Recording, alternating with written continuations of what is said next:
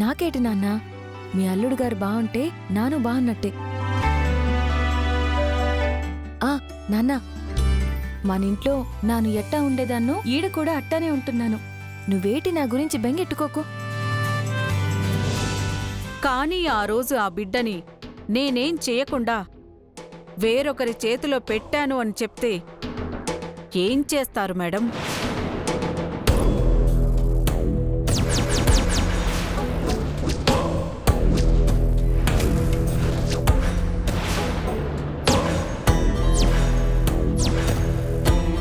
ఆ బిడ్డ చావలేదు, ప్రాణాలతోనే ఉందని చెప్తే ఏం చేస్తారు మేడం?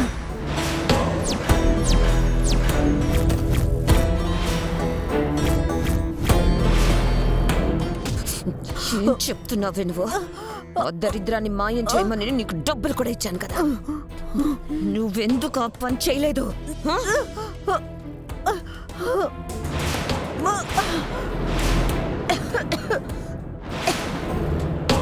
మీరు మీ బిడ్డని మాయం చేయడానికి నాకు డబ్బులిచ్చారు, కానీ అతను ఆ బిడ్డని తనకిస్తే డబ్బులిస్తానన్నాడు. అంటే డబ్బిస్తే నువ్వు ఏదైనా చేస్తావా? నేనా పని చేసింది డబ్బుకి ఆశపడే నర్సుగా మాత్రమే కాదు, పేగుబంధం విలువ తెలిసిన తల్లిగా చేశాను. పేగుబంధానికి నోచుకొని ఇంకో తల్లి కోసం చేశాను.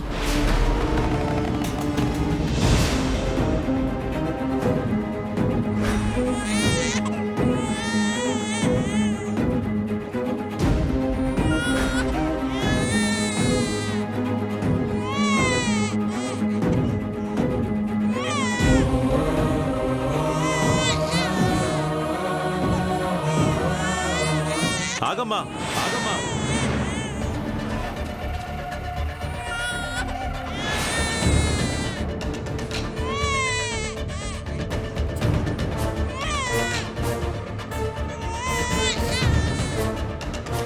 చూడమ్మా, నీకే కట్టం వచ్చినదో నాకు తెలియదు గాని ఈ లోకంలో ఎంతోమంది పిల్లలు లేక అమ్మా నాన్న అని పిలిపించుకునే అదృష్టం లేక బాధపడుతూ ఉంటే నీలాంటి వాళ్ళు ఇలా పుట్టిన పిల్లల్ని పురిట్లోనే చంపేయాలనుకోవడం మంచిది కాదమ్మా.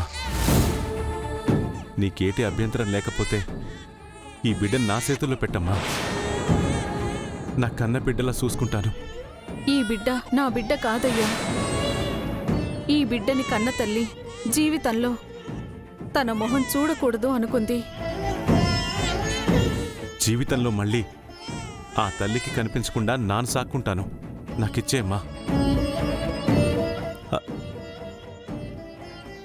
కావాలంటే ఇదిగో ఇవి తీసుకోమ్మా, తీసుకో.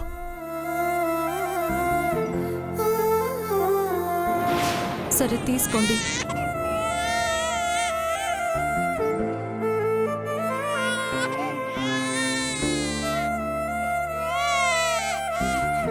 ఈ చుట్టుపక్కల ఎక్కడ కనిపించకుండా వెళ్ళిపోండి.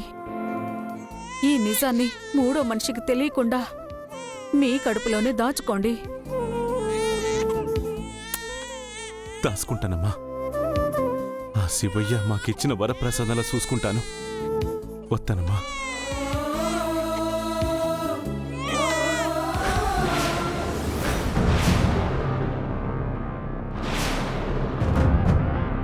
మీకు ఇంకో షాకింగ్ విషయం చెప్పనా మేడం? ఏంటి? ఆ రోజు మీ బిడ్డని దైవ ప్రసాదంలా తీసుకున్న మనిషి మళ్ళీ నాకు ఈ రోజు కనిపించాడు.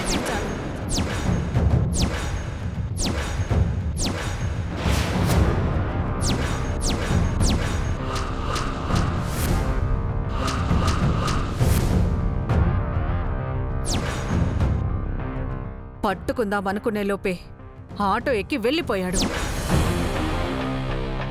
నాన్న, అమ్మ, శ్రీలత, ప్రసాదు ఎట్టా ఉన్నారు? గౌరీ బాగుండదా?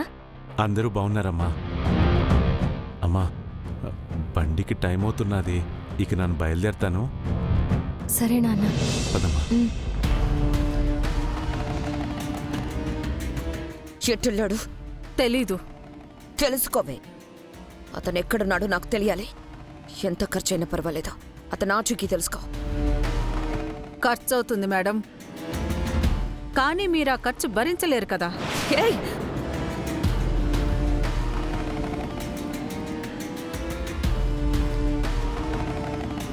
తీసుకో.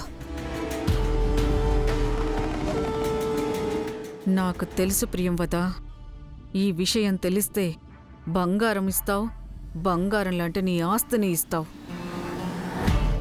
ఏంటి చూస్తున్నావు? వెళ్ళు. ఎంత వీలైతే అంత త్వరగా అతను ఎక్కడున్నాడో కనిపెట్టా. వెళ్ళు.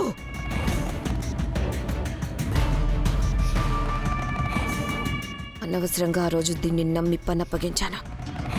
అది ఇప్పుడు నా మెడక చుట్టుకుంది. తెలుసుకొని అతను ఎక్కడున్నాడో తెలిస్తే ఆ దరిద్రం ఎక్కడుందో కూడా తెలుస్తుంది. అప్పుడు దాంతోపాటు దీన్ని కూడా లేపేస్తే ఒక దరిద్రం వదిలిపోతుంది. వెళ్ళొత్తానమ్మా, జాగ్రత్త. అట్టాగే నాన్న. ఇక నన్ను బయలుదేరుతానయ్య గారు. అక్కడ అందరూ నా కోసం ఎదురు చూస్తూ ఉంటారు. అలాగే కోటేశ్వరరావు, ఇంకోసారి వచ్చినప్పుడైనా 2-3 రోజులు ఉండేలా చూడు. అట్టాగే అయ్యారు. నూకాల్ని పిల్లల్ని అడిగానని చెప్పు కోటేశ్వరరావు. అట్టాగే అమ్మగారు.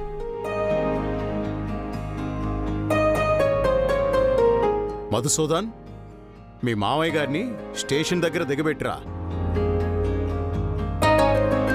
పర్లేదయ్య గారు. అల్లుడు గారికి ఎందుకంత శ్రమ? నా ఆటోలో వెళ్ళిపోతాను. ఆటోలో ఏం వెళ్తావు కోటేశ్వరరావు? మా రాములు తీసుకెళ్తాడు. రాములు. పెద్దయ్య, నాన్న తీసుకెళ్తాను. సరే అమ్మా. వెళ్ళొత్తానయ్య గారు. మంచిది కోటేశ్వరరావు. అలాగే. వెళ్ళొత్తానండి. మంచిదండి. వెళ్ళొత్తాను బాబు. నమస్తే. వెళ్ళొత్తాను. నమస్కారం.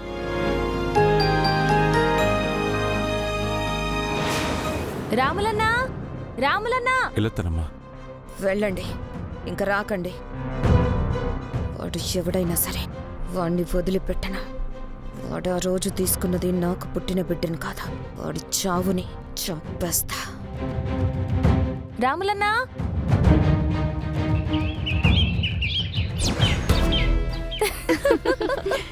ఒక సెల్ఫీ దిగుదామా?